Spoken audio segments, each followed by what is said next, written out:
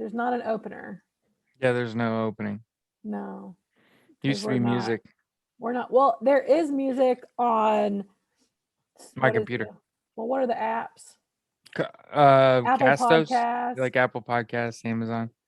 We'll edit in And the YouTube opening to it's the not happening. Yeah. So if you listen to this podcast on anywhere you get podcasts, it'll have music in the opener. Just not YouTube. I don't have a mixer yet, so we're still baby steps. Maybe if we get like a sponsor, we'll be able to get a mixer. Listen. We figured out how for me to have a background, so it's baby steps here, honey. Yeah, that was a process. I'm surprised that's the first time you've been on that menu. Well, I never had Zoom meetings. I didn't work from home ever. Yeah. Welcome to my life. Well, that's your choice. So yeah. I love it. What are you talking about? I have what? It said they pay me. Yes. True. Yeah. I have a murder for you. So what episode is this? 30? Sure. Because I think the last one was 29, right? Sure. Yeah, 30. Let me check my list. That's text messages. I can't breathe. Let's see. Yeah, episode 30. Okay. Yeah. So episode 30 of Taylor Ruins Jared's Day. Don't you dare.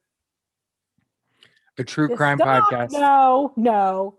Yeah, a wife tells a husband about horrible things. Stop it. Are you ready? We didn't tell me about today. I'm going to tell you about Danny Rolling, or more popularly known as the Gainesville Ripper. Boom, boom, boom. Wait, did you say the Gainesville Ripper? Yes. Gainesville, Florida. Yes. Okay. Yes. God, Florida man, huh? Yeah. Well, no. No. Danny was born on May 26th, 1954 in Shreveport, Louisiana. So he's still Louisianan. Louisianan. Oh, right. Yeah. His father was a police officer. He was for Shreveport, and made sure that Danny knew that he was not wanted. He did not want kids. His dad's name was James. He was not a good person. He didn't want kids at all. Ended up with Danny, with his mom, Claudia. She had him at 19. Okay. And then later he had a brother named Kevin. But I mean, obviously, I feel like you see where this is going. Dad was extremely abusive to everybody, including mom. Like, it was bad. But like, James never wanted children, period. Like, he didn't want kids. We can sympathize. But then that's what I put. Maybe he should have been more careful while having sex. But anyways, I don't know how this was found out, but I'm assuming maybe his mom, I don't know, or maybe not his brother, because his brother wouldn't have been alive. But Danny was first abused when he was around a year old by his dad because he was not crawling properly. I don't know what the proper way to crawl is, but he was not doing it. So I don't know. Okay. There was one time that keep in mind this abuser was a police officer, right? Exactly. Yeah. Claudia went to the emergency room claiming that her husband was forcing her to cut herself with a razor blade. So there's that. Danny did fail the 3rd grade due to he was absent too much because he had a whole bunch of illnesses. Okay. And then from that, his mom had a nervous breakdown and like just lost her shit. Okay. Probably because, that probably exacerbated things with dad. Good old James. Right. She did try and she made several attempts to leave him, but didn't stay away for very long before she was right back. But then, like you said, he was a police officer, and this Right. is the mid 1950s, 60s. When was he born? 54? Yes, Like this is 60s, probably 70s. like the 70s. Southern people. I bet the entire community was behind James because he was a police. Right. Yeah. But yeah. Danny's school counselors did describe him, quote, as suffering from an Inferiority complex. There's no L in there. Yeah, sure. Complex with aggressive tendencies and poor impulse control. So Hair trigger temper. Yeah. One time when after he embarrassed his dad, James pinned him to the ground and handcuffed him, and then had his coworker take him away, like other police officers. Just get him away from me. He's embarrassing. Yeah. Yeah. That's rough. Right. I mean, he had it bad. Not that it's good anywhere ever for anything. Anyways, whatever. At 14, the neighbors caught him peeping into their daughter's bedroom. And he was beaten severely for that. Okay. Yeah. As you can imagine, I mean, I'm sure you see it coming. He, as a teen and young adult, he was arrested multiple times of robberies, like in Georgia and like the surrounding states. He would get picked up for robbery, and he got caught several times spying on women, like as they were getting dressed or undressed. But again, it wasn't ever in Louisiana. It was in Georgia or Alabama, Florida. Never Louisiana. Okay. I don't know what that's about. Yeah. No clue. Danny eventually joined the military. He attempted to join the Navy, but they wouldn't take him, so he joined the Air Force. I don't know what yeah.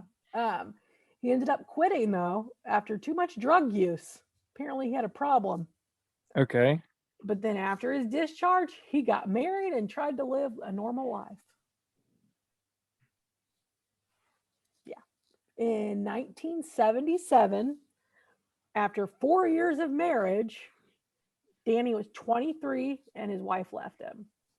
Why did she leave him, Jared? Because he's physically abusive. Right. No, she specifically left him because he threatened to kill her. Oh. Yeah. Yeah. But then, so she left and he took it really hard, Jared. And he let that anger overcome him. Mm-hmm. And he just went and raped a woman who looked just like his ex-wife. Oh. Yeah. He was so mad. Wow, he has a strange way of like expressing his emotions. Right. And I laugh. It's by not being funny. even more impulsive and selfish. And right. He has an impulse control problem. Yeah. Yeah. Just a little bit. Yeah. Later that exact same year, he was in a car accident that killed a woman. Shit. Yeah. And worst year ever.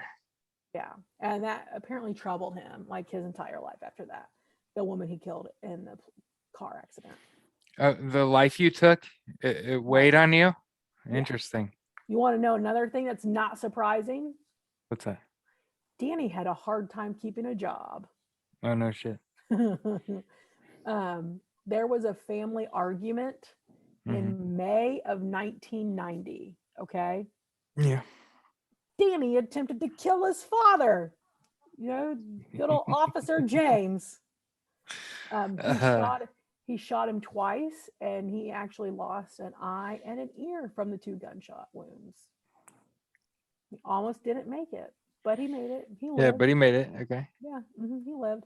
But I'm thinking that argument with dad set him off, but I could be wrong. So that was in May. Mm-hmm. And then in August of 1990 is when Danny went on a burglary spree in Gainesville. Okay. But when I say a burglary spree, it also turned into a murder spree. Uh-oh. Oh, and before he went to Gainesville, he made sure to change his identity to Michael Kennedy Jr. Yeah, so that's that. He was Michael Kennedy at this point. I don't know why, but yeah. On Friday, August 24th, 1990, Danny broke into the apartment of a 17-year-old university freshman, Sonia Larson, and Christina Powell. Christina was on the couch asleep, which was downstairs, and supposedly he just stood over her for a bit and just watched her sleep like a creep. Yeah. But then he went upstairs to see what was going on, check out the area where Sonia was. So first he taped her mouth shut, to muffle her screams, obviously. And then he stabbed her to death. Apparently she did try to fight him off. Like she had defensive wounds and shit. Yeah. So yeah, he finished with her and then he went back downstairs and taped Christina's mouth shut. Then he tied her hands together behind her back, or like taped them behind her back, and then threatened to kill her with a knife as he was cutting her clothes off. And then he raped her, turned her over, and forced her onto her back, where he stabbed her 5 times. Yeah. But wait, was he done? Jared? No, come on. He posed the girl's body in sexual positions. Yeah. Yeah, he posed them. After he killed them, right? Right. And he also cut off their nipples to keep as mementos, like trophies. Jesus. Right. And then took a shower and left, because obviously you got to clean up. Right. Right. One day later, Saturday, August 25th, he broke into 18-year-old Christina Hoyt's apartment. She wasn't home. He waited for her. Oh, great. Oh, did he wait for her? When she got home around 11 a.m. Yeah. He surprised her from behind and put her in a chokehold. Yeah. And then what do you think happened? He raped her.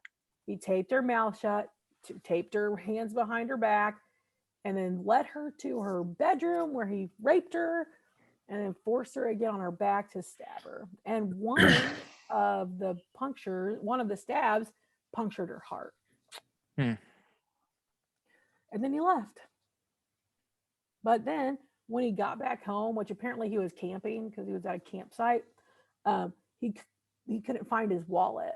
So he was like, shit. Yeah. I think I might have killed a couple people at Christina's house. So he goes back to this last girl, Christina Hoyt's house or apartment. After he'd raped and killed her. Correct. So while he was there just visiting, he decided, I'm going to decapitate her. Mm-hmm. Okay. And then Jesus. Right. And then he posed her head on a shelf facing her body so that it was an added shock factor for whoever found her. Yeah, for sure. Right. One source that I read said that he put her head in the fridge. Okay. But that I only saw that once. Everywhere else it was on the shelf watching.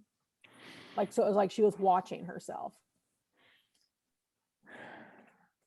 Now,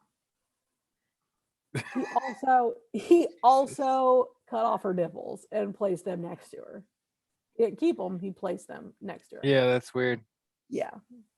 On August 27th, he attacked Tracy Paules and Manuel Taboda. I messed that up. Sure. both who were 23. Mm-hmm.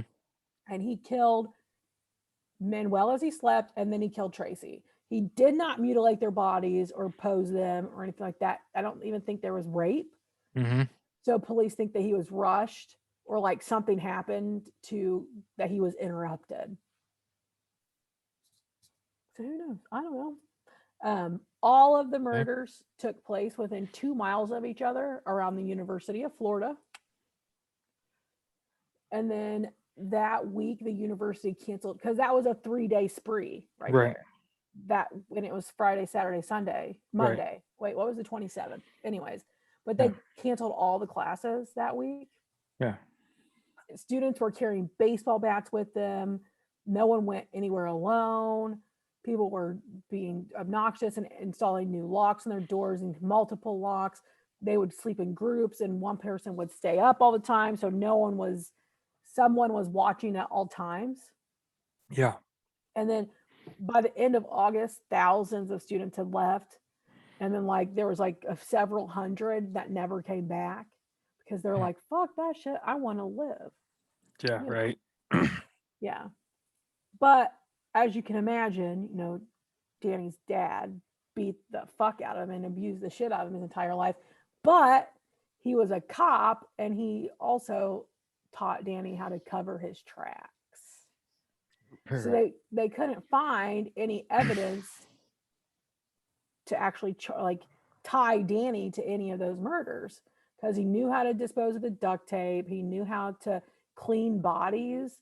So there was no traces of his DNA or semen all over it on any of his victims. Okay. So he was cleaning up after himself. So he wouldn't have any, but he was still also breaking into homes, stealing and shit, and not killing people. So he's also lining up all these strings of burglaries in the area as well. Right. But he had a warrant out for a shoplifting from a Winn-Dixie. Yeah. And he was caught after a high-speed chase. Jesus. On September 8th. He was wanted from the Winn-Dixie robbery. It wasn't for murder. They hadn't tied him to the Gainesville Ripper murders at all. He was not even on their radar for those. But earlier in the summer, before the Gainesville murders, there had been a triple homicide in Shreveport, where he's from, where his dad's a cop. That they hadn't solved yet. Yeah. But the Shreveport police had taken notice of the murders that had happened in Gainesville. And they're like, this is very similar. There's a murder of the Grissom family, Julie, her father, and her 8-year-old nephew. Oh, and what was wrong with Julie's corpse? It had been left in a sexually suggestive position and had been stabbed to death. So this is very familiar. We should contact the Gainesville Police Department. Yeah. Yeah. It wasn't until January of 1991. So this all happened the summerish of 90. Okay. January of 1991, 4 months after the murders, the Gainesville murders, they decided to run the DNA of incarcerated people in the system that were there currently that also had ties in Shreveport and Gainesville. Whose DNA do you think they ran? His. And his DNA was similar enough. Those are the words that were used. Yeah, that seems real broad. Similar enough to the DNA found at the Ripper murders to charge him for those murders.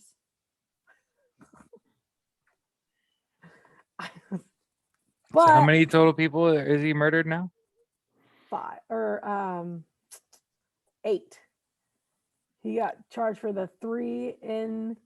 Oh wait, you're jumping ahead. Leave me the fuck alone. Oh, sorry. So he was on. he got arrested for shoplifting at the Winn-Dixie. They just happened to run his DNA, like, oh, this is close enough. So he gets slapped with all these murders. Right. Yeah. And then they actually did not have enough evidence to get a conviction for him.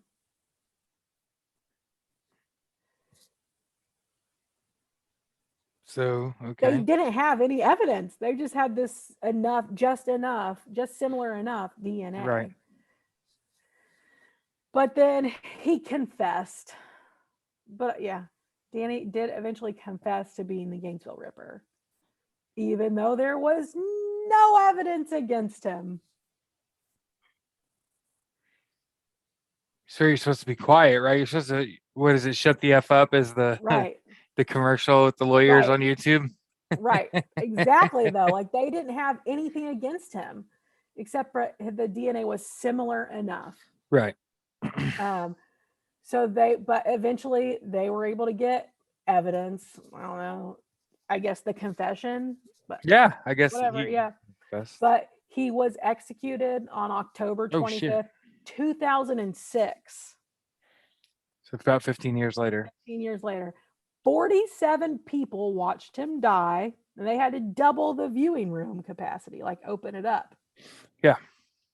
So then his last meal was a lobster tail served with drawn butter, butterfly shrimp with cocktail sauce, a baked potato with sour cream and butter, strawberry cheesecake, and sweet tea.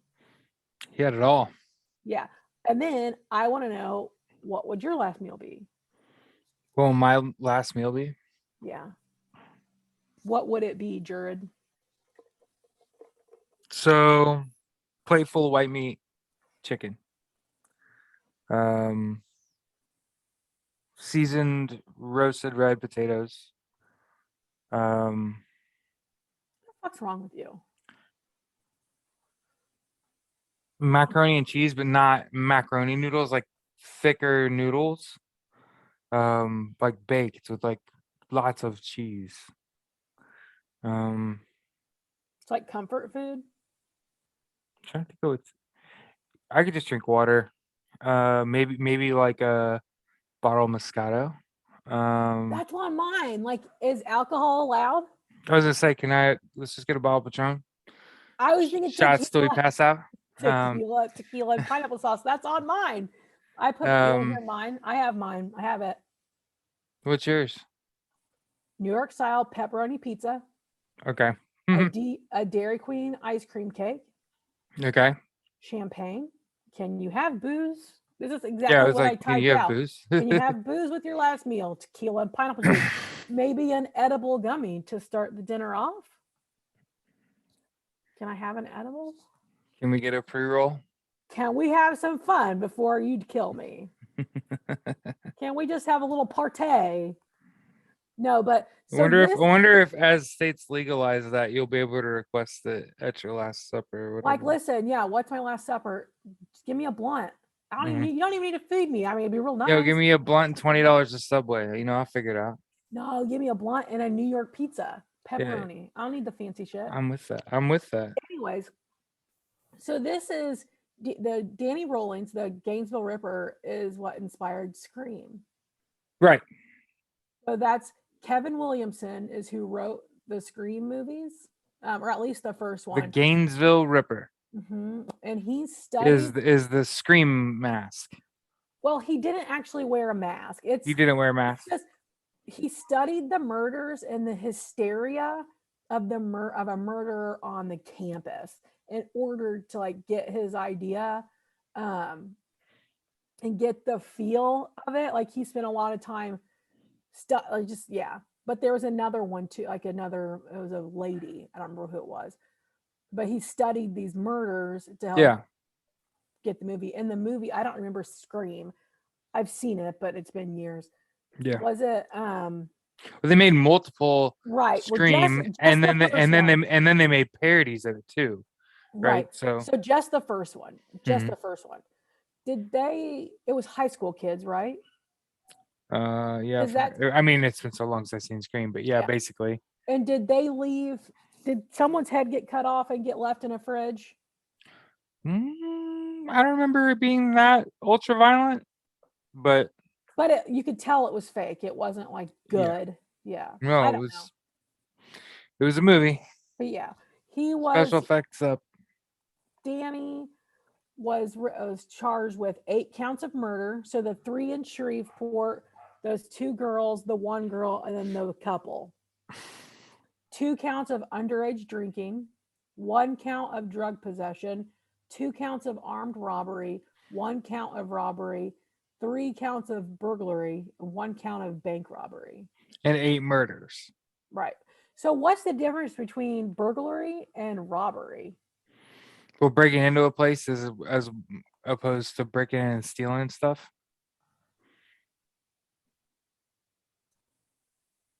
Why would you? Well, because like robbery doesn't imply burglary. Why not? Doesn't it? Because you could rob someone just by walking up to them and taking their wallet. You rob them. You robbed me on my heart. No, but no. Not quite robbed. We're married. Oh yeah, we have a legally binding contract with the government. I don't think that's how that works either, but sure, honey. We have to go to court. We didn't want to have that contract anymore. Who would do that? Why would we do that? I thought we were getting along swimmingly. We are. That's what I was saying. Okay. Anyway, so this dude is like the Gainesville Ripper. The grass is stripping you out. You are in the weeds. But this has been episode 30 of Taylor Ruins Jared's Day. Jared, how can they contact us? On Twitter at TRJD Podcast. Email. Oh, at taylorruinsjaredsday@gmail.com. How do they find us on Instagram? At TRJD Podcast. Twitter? At TRJD Podcast. Awesome. Sweet. Hey guys. All right, that was the Gainesville Ripper, episode 30. Wear your masks, get those booster shots or your vaccination if you haven't yet.